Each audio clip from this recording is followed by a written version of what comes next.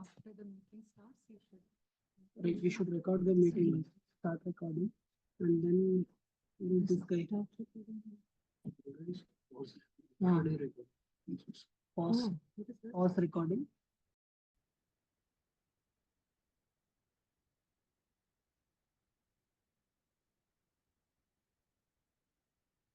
Sure.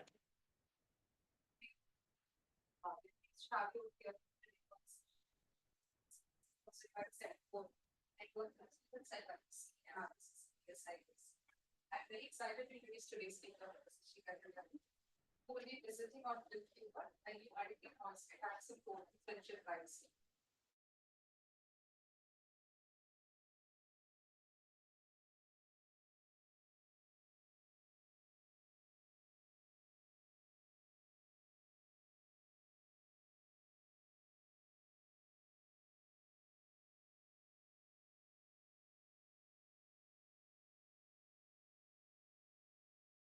Department of Electrical Engineering, IT Madras.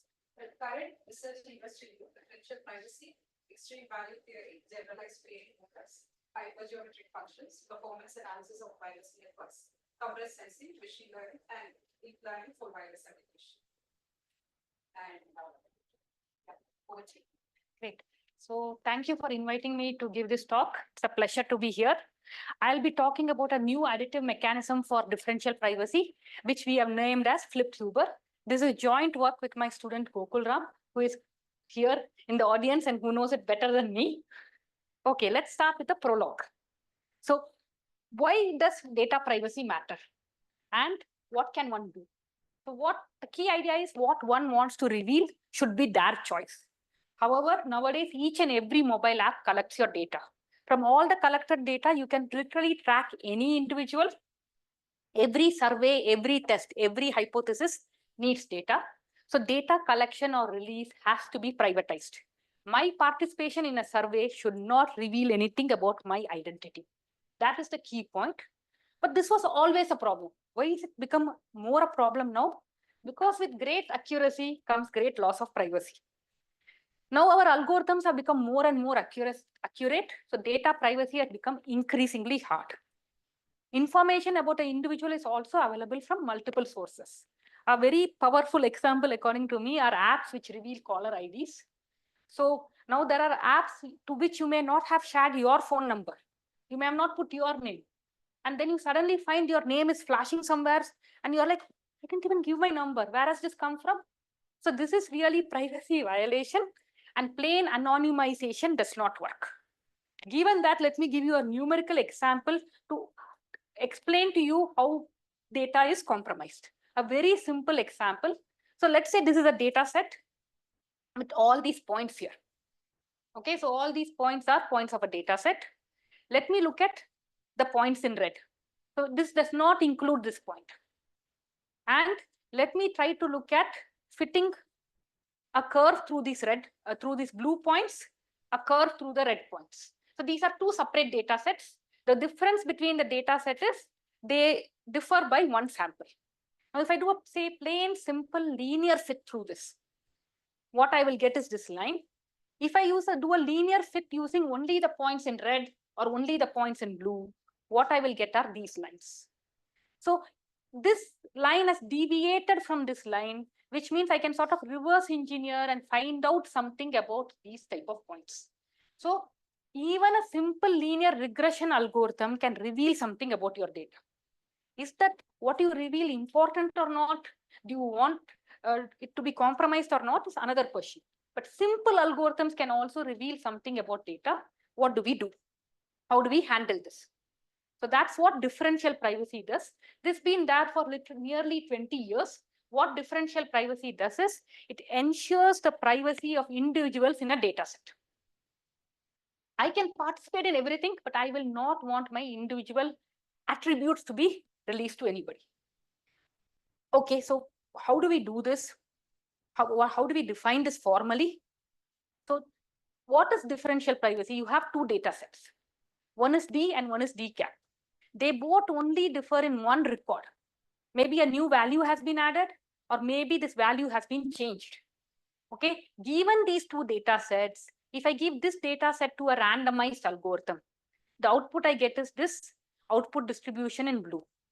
If I give this data set to the randomized algorithm, the output I get is this distribution in orange. These two distributions differ. By looking at the difference in distributions, I will be able to tell from which data set has been used in this querying algorithm. See, what we are looking at is, look, there is a very powerful adversary. He or she knows everything about the data set. All they don't know is whether the target is in data set 1 or 2. Now, if you know everything, but you do not know whether it is, I should focus here or here, you want to have algorithms which do not reveal which data set to focus on. How do you do this mathematically? So the mathematical abstract definition of epsilon delta differential privacy is as follows. You say a learning algorithm, a randomized algorithm is epsilon delta dp if for every measurable subset of y and for every two neighboring data sets. When I look at m applied on d and I ask what is the probability m applied on d is element of S, it should be lesser than or equal to e raised to epsilon, the probability that m applied on d hat is element of S plus a small value delta. So key idea here is whether I query data set 1 or data set 2, my output should look very similar. So if your epsilon goes to 0 and delta goes to 0, no matter how I query these two data sets, both of them should give me the same distribution. If both of them give me the same distribution, then adversary will not able to query the data set to find out where the target is. So what do you want? You want very small epsilon and a vanishing delta. Delta is the non-zero small probability with which you reveal something about the data set. So this is the definition of epsilon delta dp. This is what's been done in 2006. Okay, and this has been used extensively. We want to contribute to some part of it. So we will move on quickly to our contribution, which is we want to look at epsilon delta dp. We want to protect. We don't want anybody to know whether you used d cap or d. And I want to do it for a specific, this is very abstract. I want to move to a specific idea, additive noise mechanisms. So I'm going to consider a numeric vector query from X to Rk, a k-dimensional query. This is a very abstract thing. It could be any query. It could be the output of a PCA. It could be some linear regression. It could be some counting this, anything. This function acts on D and provides the response f of t. What the additive noise mechanism does is it's very simple. It just perturbs f of d. This is just like your location parameter in noise. All of us have looked at estimation in noise, in additive noise. Now I am adding noise. I am adding noise to confuse the adversary. And the way we are adding noise is typically we are looking at IID samples from a known distribution. So I have control over the noise I am adding. I am adding noise so that next time somebody, you see a call coming, you suddenly don't think, why is my name out there? Okay, your name is not out there. You have been able to anonymize stuff. Popular choices, again, all this is very old, okay? The popular choices are Laplace and Gaussian. So you add IID Gaussian noise or add IID Laplace noise. And how do you add noise? Obviously, you have to tell me what variance I should use. And I should link the variance with epsilon and delta. So how much noise to add depends on the sensitivity. Capital delta of P, which is the difference or the deviation between F applied to D and F applied to D cap. Note, you have to take the supremum over all neighboring data sets. So what am I looking at? I'm asking if there are two neighboring data sets, and when I apply my algorithm onto it, I get a huge deviation. Then obviously the adversary can identify the data sets. I will have to add more noise. More the sensitivity, more the noise you should add. And I have to not only add noise, I have to show once I add noise, what is my utility? Am I still able to estimate what I want? Because when I release data sets, I want to estimate from the data set whether smoking is a problem or not. But I don't want to reveal who is a smoker. Okay, how do I do this? So I'm going to add IID noise. I have to now analyze it. For analysis, we use this notion of privacy loss random variable, all of it from these references, beta d of t, which is just log of the noise PDF upon the noise PDF at t plus t. This looks like your likelihood ratio type of thing. It's something like that. And this privacy loss random variable is additive under IID noise because you are basically interested in k-dimensional queries. Single dimension is easy. You are looking at large data sets, high dimensional queries, and at all the times you want to protect your data set. Okay.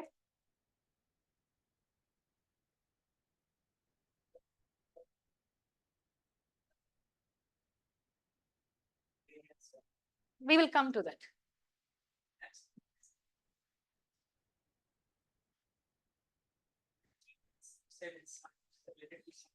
This one? This is noise, the noise PDF, evaluated at T. Yes, density. So we are going to analyze this privacy loss random variable and ask, we will come out with how much noise to add to get epsilon delta differential privacy.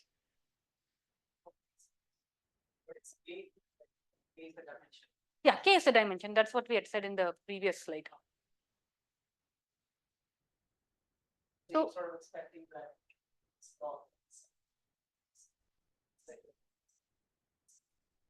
no, we will be able to show some tail bounds on that. I'll just come to that.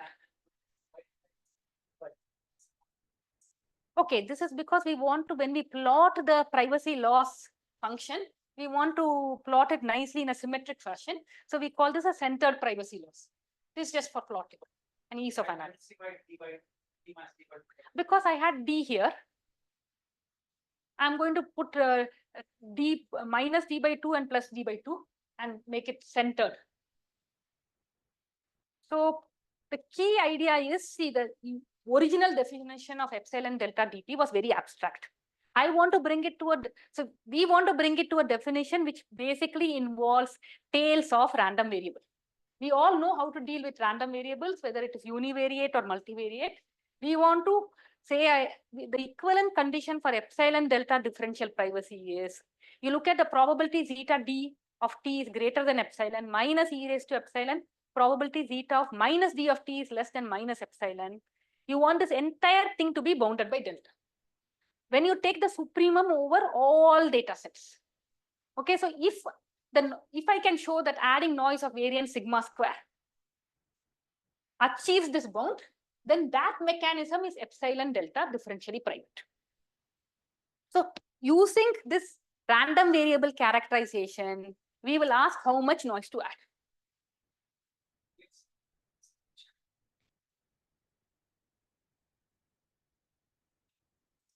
No, this is more like saying if I take this privacy loss random variable, it is the tails of the privacy loss random variable which reveal identity or not.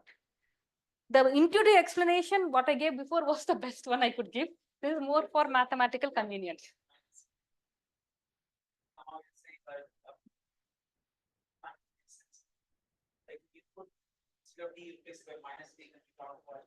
No, but when I do look at symmetric distributions, right, I'll say they are all. We will come to that. Okay, this is all done like what, 10 years back. This is just a background. We want to use this to go to our mechanism. So people have proposed many mechanisms, of which Laplace and Gaussian are popular. Why do we even want to propose another mechanism? For that, we have to understand what do we lose when I introduce differential privacy. See, I'm adding noise, which is very strange for a person like me who is from estimation theory. I always try to combat noise. Now I'm adding it. So what am I losing? By adding noise, we all know, to the output query, or by randomizing it, I've lost information. There is no free lunch. If I want more privacy, smaller epsilon, smaller delta, then I have to sacrifice more utility or accuracy. The question we have is, what is the minimum noise I should add to get a desired differential privacy with least loss of utility? We also know the noise I'm adding is a function of epsilon delta and capital delta of t. So if there are optimal noise distribution, like there were, we all know Gaussian, for example, is the distribution with maximum entropy. So is there an optimal noise distribution such that this is the noise distribution to use? I will get maximum utility and still get epsilon delta dp.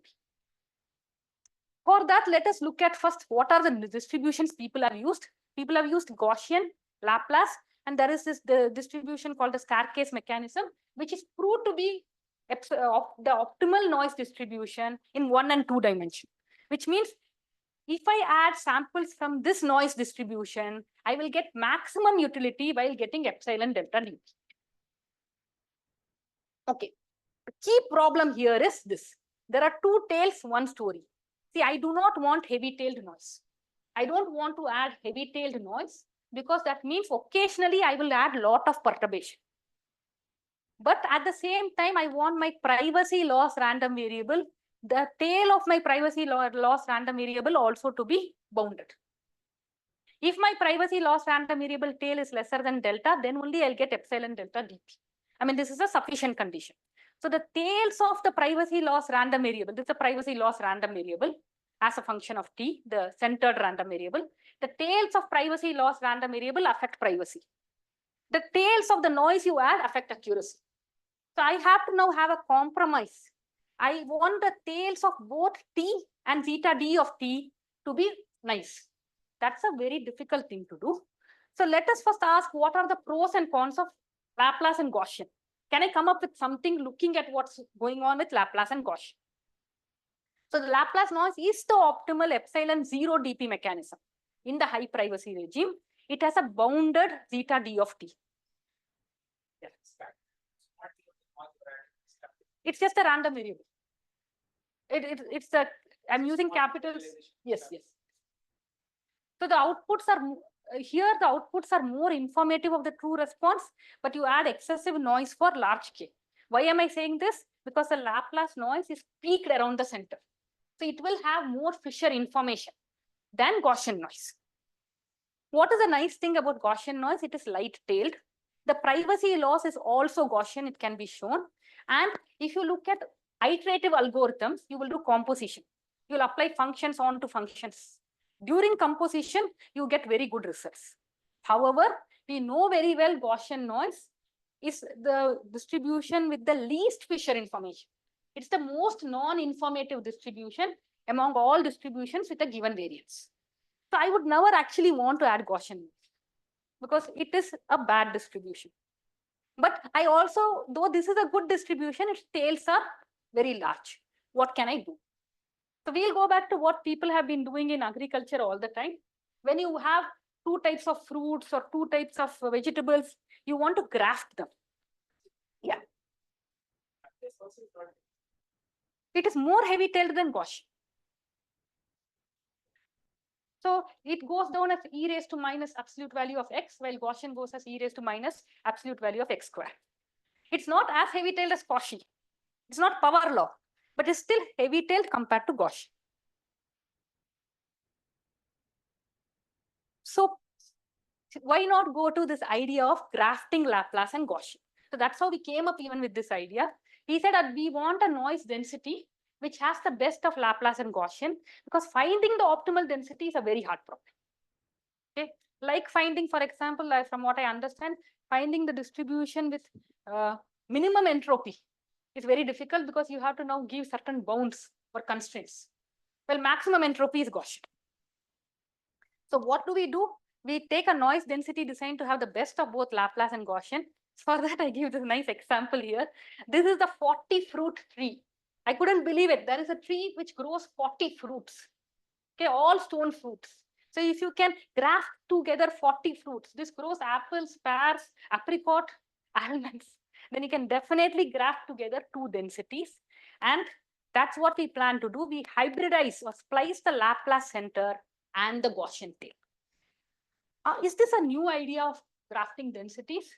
This idea may be new, but we all know the famous Huber density. Okay, this Huber density is Gaussian in the center and Laplace in the tail. Huber showed in 1960 in his wonderful PhD thesis that this Huber distribution has the least Fisher information among symmetric distributions of the following form: 1 minus tau times normal plus tau times any distribution. He used this to sort of start or pioneer the area of robust statistics.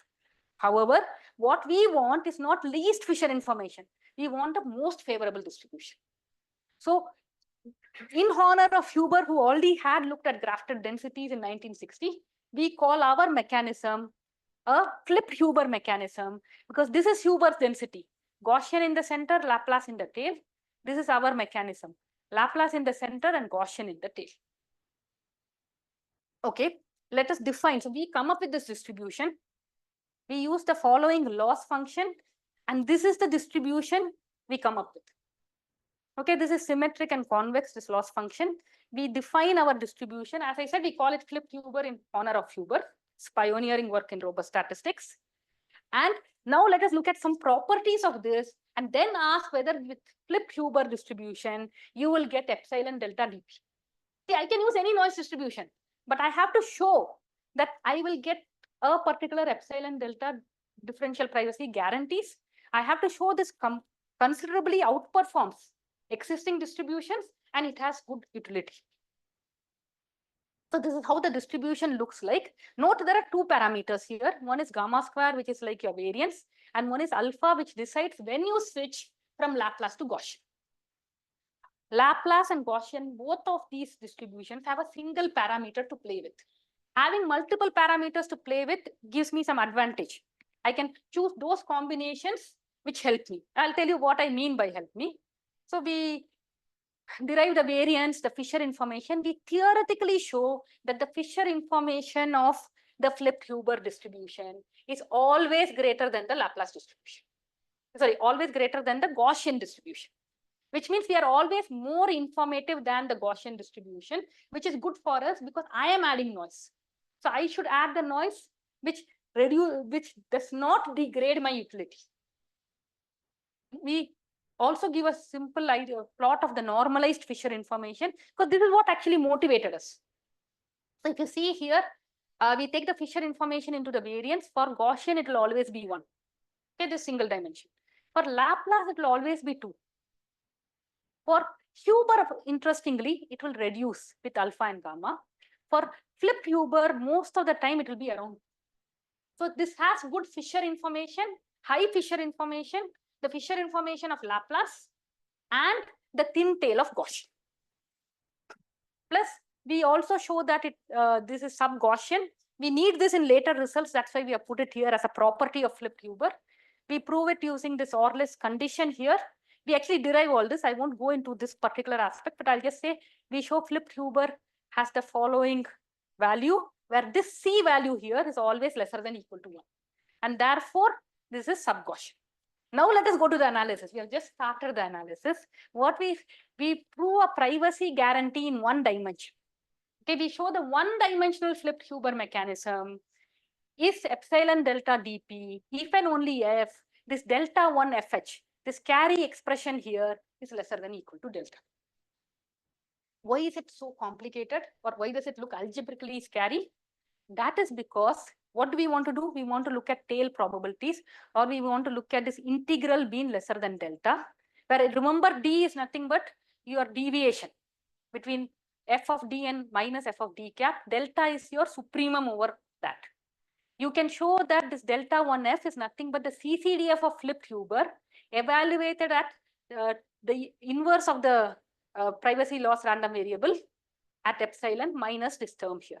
Why is this complicated? Because of a piecewise density. For Gaussian and Laplace, to show epsilon delta dp is a half a page proof. It just uses triangle inequality. Here it is complicated because when g of t is in the Gaussian part, is g of t plus d in the Laplace part. Then I have to look at log of that difference. Or when g of t is in the Laplace part, is g of t plus d, because I have to go over all d in the Gaussian part. So there's Laplace, Laplace, Laplace, Gaussian, Gaussian, Laplace, so on. I will show you. So you see, this is your centered privacy loss random variable.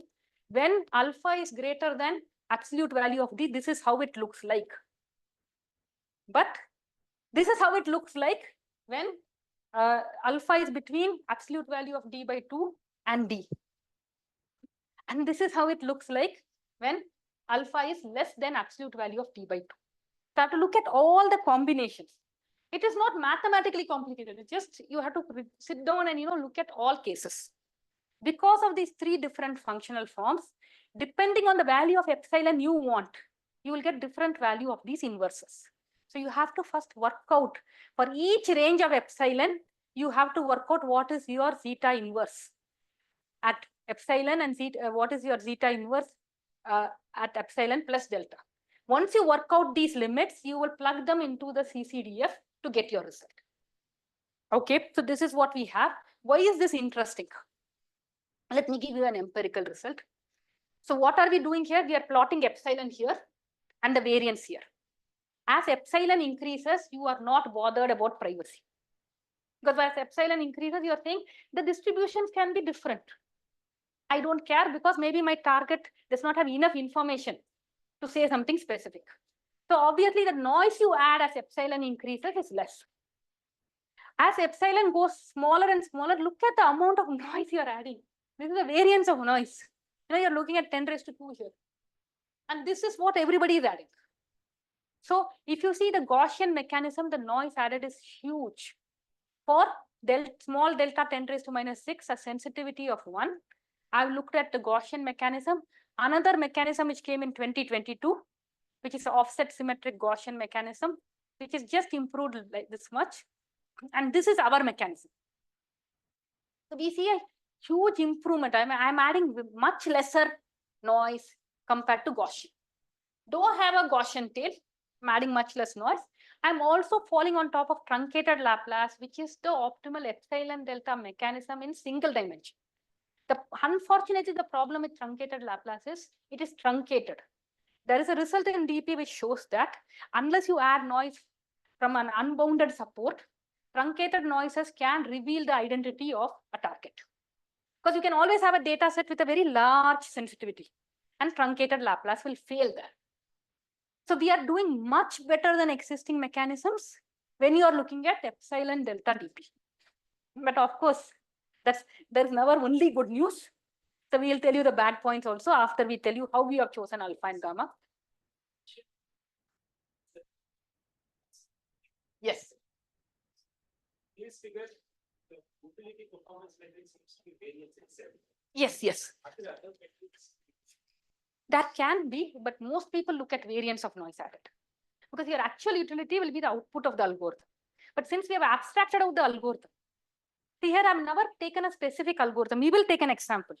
When I go to real data sets and take specific algorithms, you can have specific utility. But what people want in, I think, the DP is they want the most abstract notion. Then they want to tighten it for specific applications if possible. Second was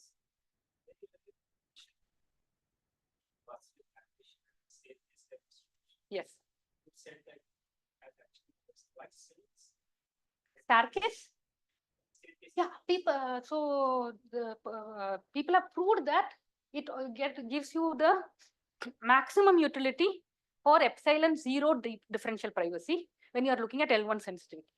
For 1 dimension and 2 dimension, it's possible to prove. So there is a proof. I'll show you the paper part. So here what we have done is, see, we have chosen for epsilon 0.5, we have shown certain indicative alpha gamma. What do? We look, see, there are many alpha gamma which may satisfy epsilon delta privacy. We'll pick that alpha gamma which results in the lowest variance. And we obtain this through grid search. Even for Gaussian noise, you obtain the variance through binary search. Okay, it's not a it's not a simple thing. So what we are showing is for small delta equal to 10 raised to minus 6, your alpha is when you go to the Gaussian tail. Looks like for 0.5, you go to Gaussian tail very late.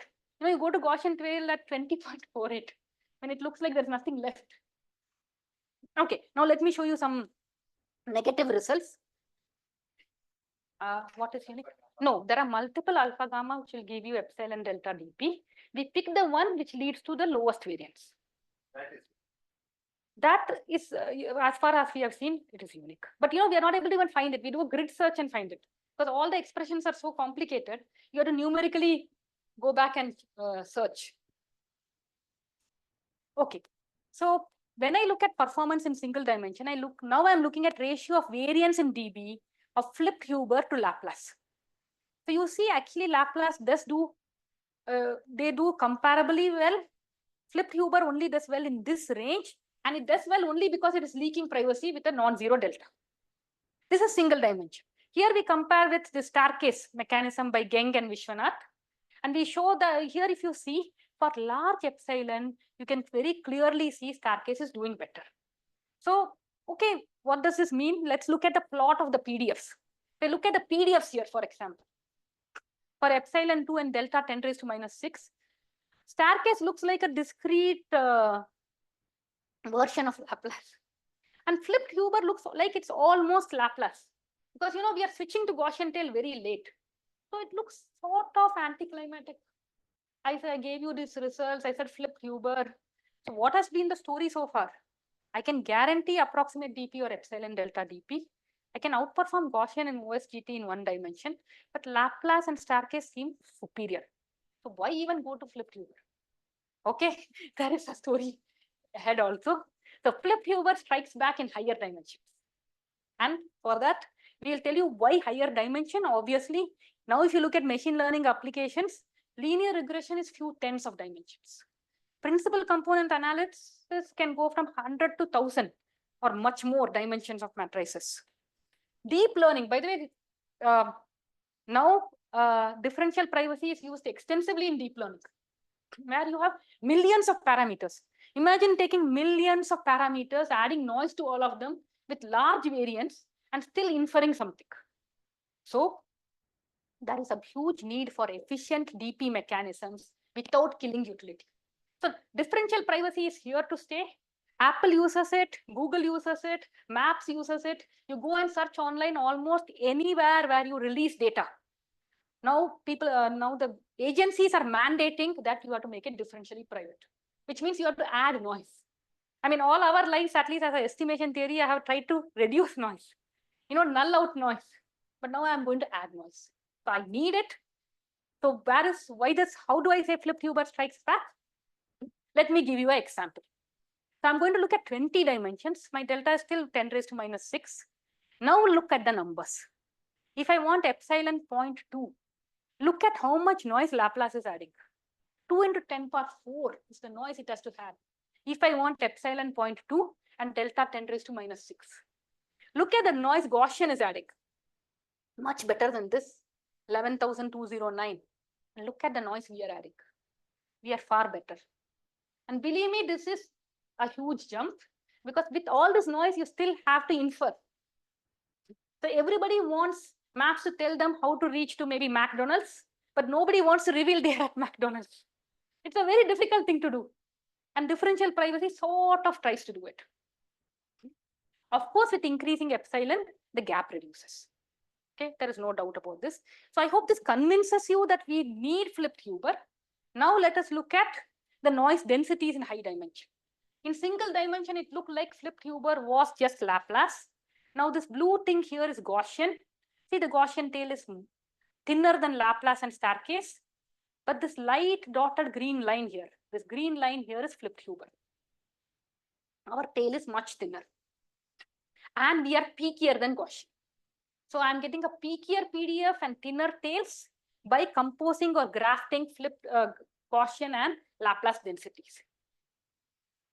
Okay, given that, now let us ask, what is the problem with even analyzing in higher dimensions? Why have people not come up with many mechanisms in higher dimensions? So the main problem is privacy loss is difficult to characterize, except for Gaussian. Difficult even for IID noise, okay? See, here I'm not moving away from IID noise. I'm not even looking at INID. Forget correlated. It's very difficult to characterize. Typically, people use numerical integration for the multivariate integral to get some values, but not bounds, because you cannot provide guarantees like that. Even numerical integration, even if I did that, it takes a lot of time. I'll tell you how much time in a minute. One could ask, if there are k dimensions, why don't I compose? Each dimension I can treat as single dimension. Composition results are very loose. So you add too much noise. Already I'm adding 2 into 10 power 4. How much more noise should I add? Optimal noise distribution for arbitrary dimension is not yet known. Nor are we claiming that we are optimal. We are just better than some of the existing methods. All optimal distributions we know of in literature are for single dimensional queries with epsilon tending to 0, epsilon tending to infinity, for ranges of epsilon delta, mainly because high dimensional functional optimization is difficult. A difficult problem. The only paper we know of which even characterizes in 2 dimensions is the staircase mechanism, where they prove it is optimal for epsilon dp under L1 error in 2 dimensions, but they don't even characterize the PDF in k dimensions. So we cannot even use it for k dimensions without assuming independent staircase per dimension. Because the PDF is not given. To derive the PDF is another paper. Okay, given it is difficult, what have we done? So we look at k-dimensional queries. We add IID flipped Huber noise to each coordinate. Necessary and sufficient conditions which we gave for 1 dimension is intractable here. Why? Because of the hybrid piecewise nature of flipped Huber. See your zeta d of t. In single dimension, you have 3 different functional forms. In 100 dimensions, you have to look at all possible combinations. We can spend entire 4 or 5 years doing that. So not possible. We give sufficient conditions. And I'll tell you how we do that. So this is our main theorem for k dimensions. We show the k-dimensional flipped Huber mechanism guarantees epsilon delta dp. If this r delta alpha, this term here, is equal to this expression. Note this is alpha where you switch. This delta is the L infinity norm of when you look at sensitivity. Gamma is your corresponding proxy variance, and epsilon is what you pick. K is your dimension. So the k-dimensional flipped Huber mechanism guarantees epsilon delta dp. If r delta alpha is equal to this, and the following q function minus e raised to epsilon times this q function is lesser than equal to delta. Note this has another parameter here, theta, which is given here. I will explain to you the proof sketch to tell you how we came to this expression. Okay, you could ask, can't I use numerical integration and do k-dimensional condition, at least check for it. So we did do numerical integration. It took us like 2 weeks or 3 weeks to get all the grid values using a A100 GPU. So you can imagine that in k dimensions, even for k, I think 5, for 5 dimensional this, you cannot do it. So you need at least sufficient conditions. Otherwise, you'll spend all your life just searching for the optimal value. Okay, let's give a proof sketch quickly. So t and minus t, because I'm looking at symmetric cases, they are distributionally equivalent. Zeta of minus d of t is equal to zeta d of minus t, which is equal to zeta d of t. So I can write my privacy epsilon delta guarantee in the following form. Okay. The problem is, like I said, this is very difficult to characterize. What we will do is we'll take zeta d of t and get an affine upper bound for it. This is your zeta d of t. We provide these dotted lines are the upper bounds. We need an upper bound which works for every case. We actually come up with the upper bound. We take zeta d of t, we upper bound it using this function here. We look at affine functions because they are sort of like, it reminds you immediately of Gaussian, where the privacy random variable is also affine. And it is easy to analyze. But though now we upper bound zeta d of t by this upper bound here, even this is difficult. To ask whether this is greater than epsilon is also difficult because of the nature of this density and the various parameters. So first step is we get an upper bound for zeta d of t, use it to now quantify this tail probabilities. This is also difficult. So we upper bound the upper tail probability using sub-Gaussianity.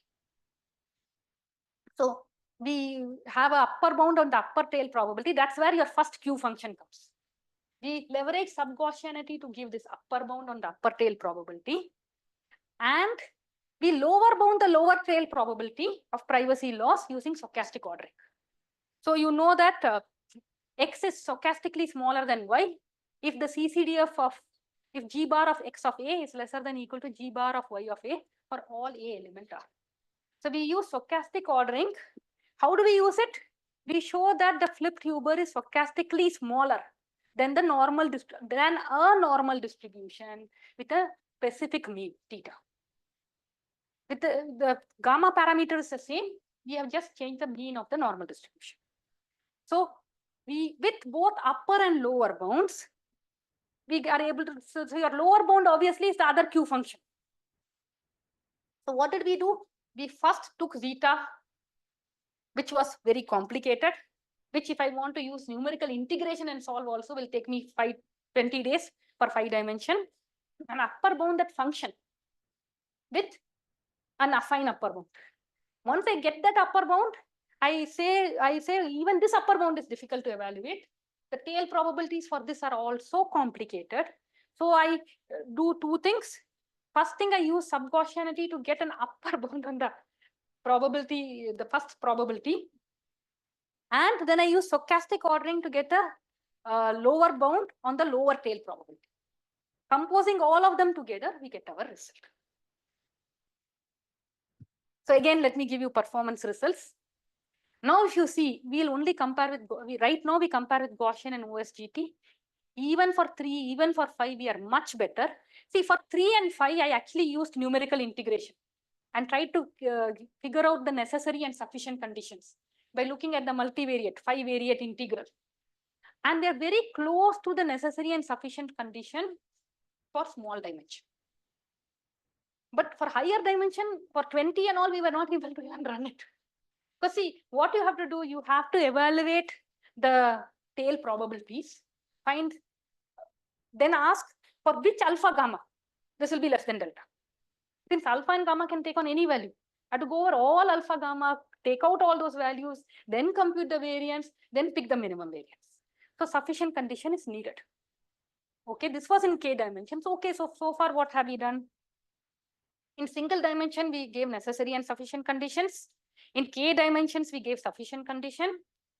We also showed that Clip-Huber does indeed strike back in higher dimension, but it would be nice if we could give an application.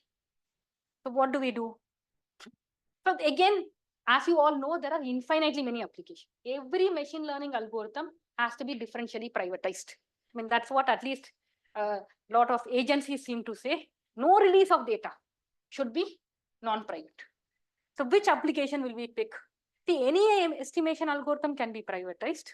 We will look at iterative algorithms because in today's era, everybody is looking at deep learning and they are looking at SGD, GD, so on. But what happens with iterative algorithms? Now I have to rederive all the guarantees for composition. Okay. When I look at iterative algorithm, I need composition and guarantees. I could look at neural networks, but then I need to look at gradient clipping. We did do a lot of things, but I will just talk about one thing here, which is composition. I'll talk about composition because we need this and then look at coordinate-wise gradient descent. Okay. One of the key things when you look at differential privacy is, let us say you have M mechanisms. You have M learning algorithms. All of them are differentially private. You take your data set, you give it to M1. You take the output of M1, give it to M2, M3, so on. And you give the data set to multiple algorithms. Now, since you have shared your data set multiple times, your adversary can now query everybody and figure out a lot. So when you do composition, your privacy will reduce. Because if you can ask the data set multiple queries, then maybe I can ask the mean, the median, the variance, the skewness, the kurtosis. If I ask enough queries, I can figure out anything. So now when you have a set of DP mechanisms, you have to ask, is the composition also DP? So I want the composition to be differentially private and I want the degradation to be graceful. It should not be that I compose 2 mechanisms. It's epsilon, some epsilon delta DP. By the time I go to 4 mechanisms, all the privacy is lost. If I need to add infinite noise, then I cannot make deep learning, gradient descent, and most of the algorithms differentially private. Then differential privacy is just a beautiful theoretical area. Happily, that's not the case. You can have also non-adaptive composition where you don't have side links. Okay, multi-dimensional query can be treated as non-adaptive composition. But if I have simple multi-dimensional query, as I said, we may want to derive guarantees for that because the composition results are bounds. They are weaker than direct results. You will add too much noise. And our whole goal is to add minimum noise and preserve privacy, preserve identity. So you could, it could be an iterative algorithm. In the first iteration, it passes through this mechanism. The output of this is fed to this mechanism, and the data set is also shared here. So when you look at gradient descent, when you do multiple iterations, when you look at stochastic gradient descent, they are all adaptive compositions. Okay, but now the problem is I have to now derive DP results for composition. And there was a big problem there, not from our side. All the results I have so far and all the results people classically had were all very loose when you look at composition. So I have to go to another notion of differential privacy. The differential privacy is how you define it. We defined it in a certain way by looking at tail probabilities. But what if I look at another notion, which I call zero, not V, these people call zero concentrated DP. So we are going to very briefly in the next 5 minutes say that a randomized mechanism is zero concentrated DP if there any divergence between the two distributions from two different data sets. The output from those two distributions and the corresponding distribution divergence is less than this xi plus lambda eta. Why do we need this? Because, okay, ZDP is a bound on the moment generating function of zeta d of t. We need this because this offers the tightest composition results. And for Gaussian, it is very tight. For Gaussian, things are great. We need this because imagine if you look at deep learning, how many compositions will you have? How many times are you training? You're training over steps and epochs. Every time you train, you get the data set. You query the data set. How many parameters do you have? Millions. And if you want to add Gaussian noise and your composition is not tight, that's it. You will be adding noise which is, in billions variance. Remember, you're doing 2 into 10 raised to 4 for 20 dimension. Just expand it out. Then no algorithm will work. So you need tight composition. So you need ZCDP characterization, which means if I want to show on real data sets, I also have to work it out. So we also worked out for one-dimensional flipped Huber, the zero concentrated DP guarantees. We proved the guarantees and used this for k-dimensional composition and for coordinate descent. Okay, so I'm nearly like 10 more minutes, so bear with me. So what we did is we looked at a very recent paper on differentially private coordinate descent for composite empirical risk minimization. We took the empirical risk minimization problem with this data set of n samples. We had this convex and smooth loss function. This is just from that paper, okay? A regularizer, so on. And instead of adding noise from Gaussian, we added from flipped Huber. All we have done is change the additive noise mechanism. They added noise from Gaussian, we added from flipped Huber, and we showed results on real data set. So far you could say, this was a nice problem in n dimension. You've just shown variances. We showed on multiple data sets given in the paper, houses, wine quality, pumpkin seeds. Many data sets we showed for logistic and linear regression. When I do coordinate descent, I'm always getting better NMSE and better test error.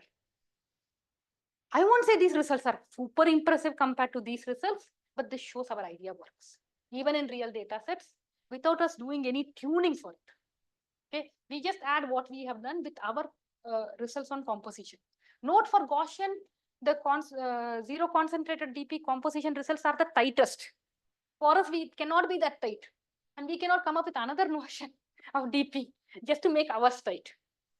So we were happy with this. We have some results. Now let me quickly summarize because I guess I have 5 minutes. So what are the pros? I'll give you both pros and cons and the maybe way forward. So what is the pro of flipped Huber? We have just come up with a very intuitive mechanism. We know that Laplace can lead to large amount of noise, but has good Fisher information. We know Gaussian is light-tailed, but renders least Fisher information. By grafting them together, we initially came up with the idea based on common sense. And then working out all the privacy we seem to significantly outperform the mechanisms we know of in high dimensions. We also show good results in real data sets, basically private ERM. We theoretically characterized necessary and sufficient conditions in one dimension, sufficient condition in k dimension, and composition results using ZCDP. What are the cons? Okay. I know I went through fast, but if you go back and look at the theorems in the published paper, you will notice that all my results need me to know L1 sensitivity, L2 sensitivity, and L infinity sensitivity. Gaussian requires me only to know L2 sensitivity. Laplace requires me to know only L1 sensitivity. It is by knowing multiple sensitivities that I'm able to actually get such good results. So I need this. If you tell me I cannot reveal to you multiple sensitivities, then I'll have to bound them. If I bound them, I may be adding more noise. You can handle this by smart clipping, and that's what we did here. But this is definitely something which has to be looked at. Finally, in very high levels of composition, central limit theorem sort of kicks in, and you will go back to Gaussian. How high? Difficult to characterize. Are there ways out of it? Yes, we are thinking of some things. We're still thinking. Okay. Okay. Now I'll also like to say what we gave were only very conservative things. See, our bounds for sufficient condition are loose for small epsilon and loose with increasing k, which means you can improve on it. If you know a better inequality. So there is this famous saying, right? Behind every great theorem lies a greater inequality. Maybe I'm not saying it right, but if you know a better inequality, you can significantly tighten this. Plus, our composition results may be loose compared to composition results for Gaussian because ZCDP came for Gaussian. Even Renyi DP is good for Gaussian. So you could ask, are there other measures of DP? Can I do something more? You can play around with concentration inequalities, probabilistic inequalities, and maybe come up with something better. Okay, so now let me give you some applications to say that this is not only for machine learning. Wireless people also use it because many of us work in wireless. So we quickly went and just checked. Now there are, I think, 560 or 600 papers which use differential privacy for wireless. So I'm just pointing out a few. It's not like I know them specifically. So when you look at channel estimation in self-free massive MIMO, you use matrix completion for estimating channel. Here, people have used differentially private low-rank matrix completion to protect user locations. See, now user location has become very important. With joint communication and sensing, everybody is saying user location is important, so on. Then you will need differential privacy. And this is one application. In wireless federated learning, I believe this paper, how many citations it is? This paper, which came in like, I think 2020, already has 400 citations, which means maybe 400 people at least are working on wireless federated learning.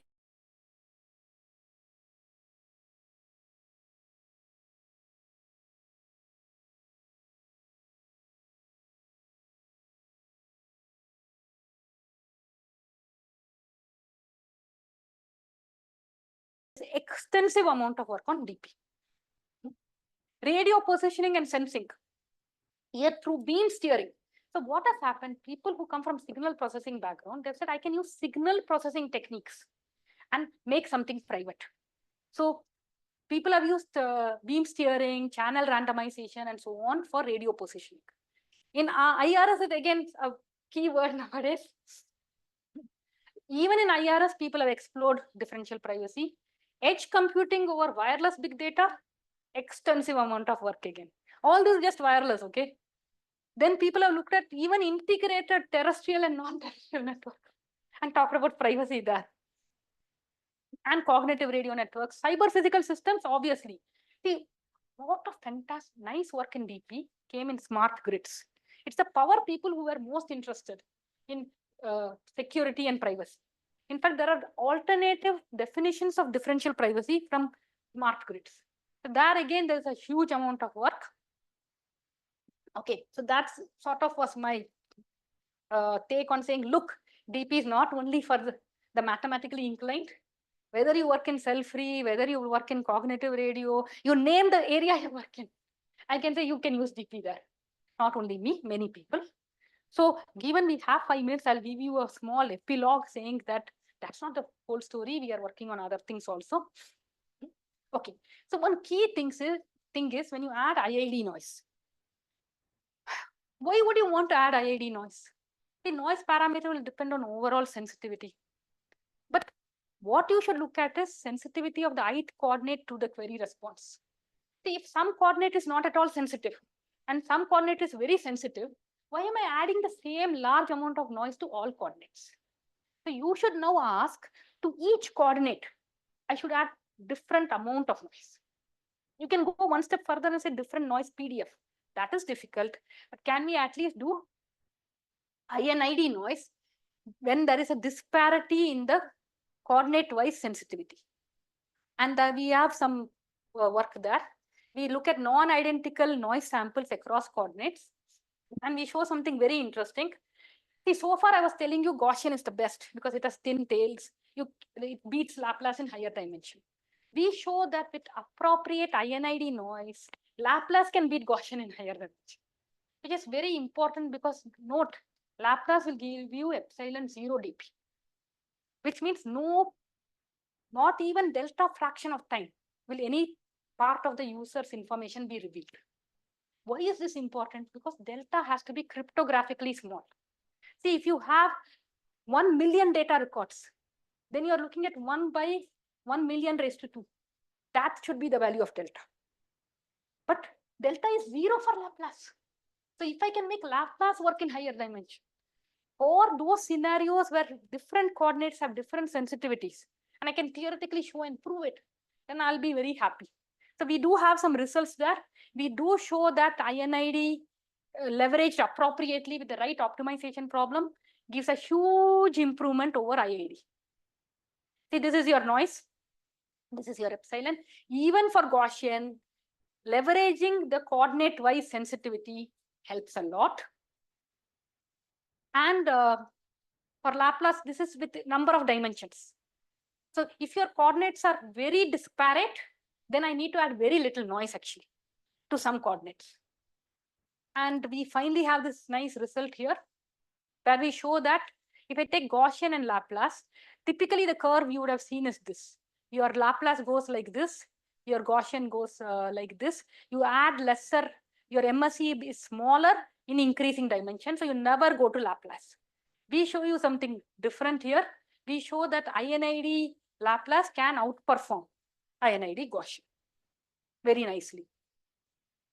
So this is your INID Laplace. This is your INID Gaussian. You are much better. We do have some interesting results in this area. We also have results for real data sets in this area. And I'll just leave you with this. Thanks a lot.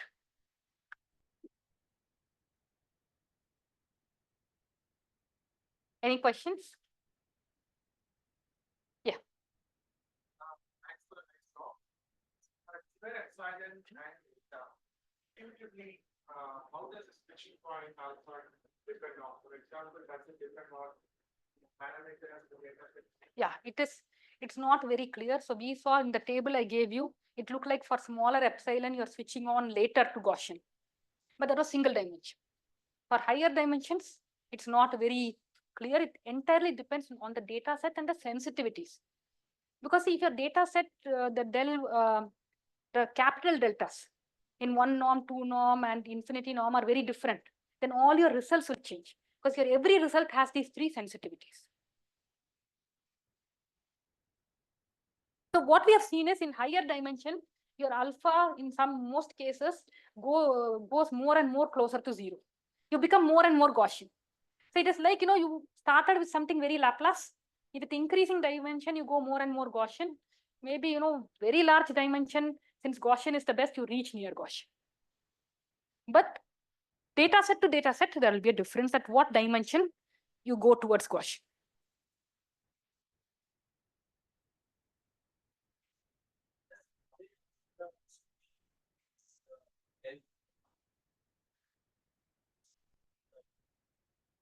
Yes. See, if I know the knowledge of the noise added, then I can do the appropriate MLE for it, or maximum likelihood estimate. So you can always do that. But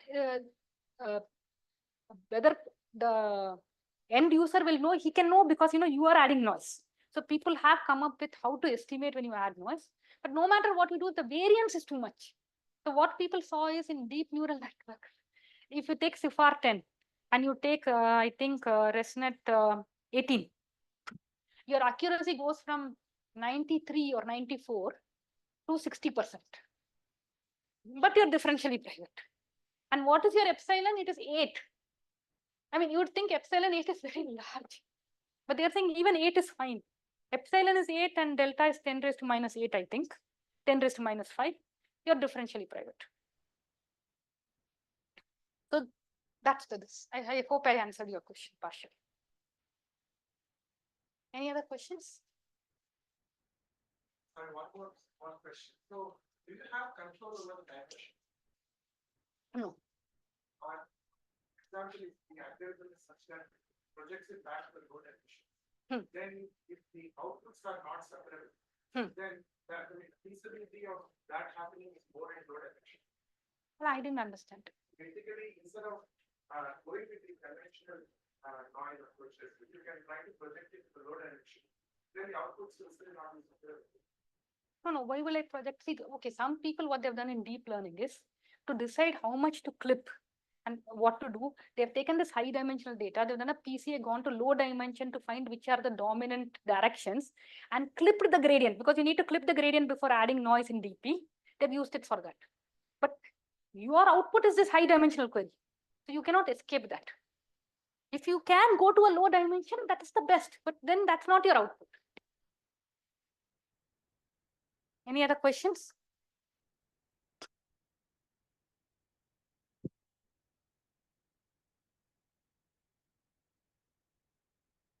No, that depends on the algorithm. We are saying some algorithms have adaptive compositions. Some have non-adaptive compositions. In a certain way. Maybe if you do orthogonal matching pursuit, that's one type of adaptive method. If you do full least squares, there is no adaptive method there. Whatever algorithm you give, I should be able to make it epsilon delta dp.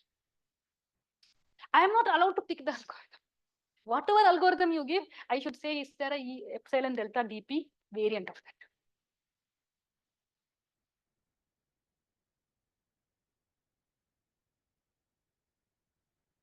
Okay, I guess we are done. Thank you, Professor.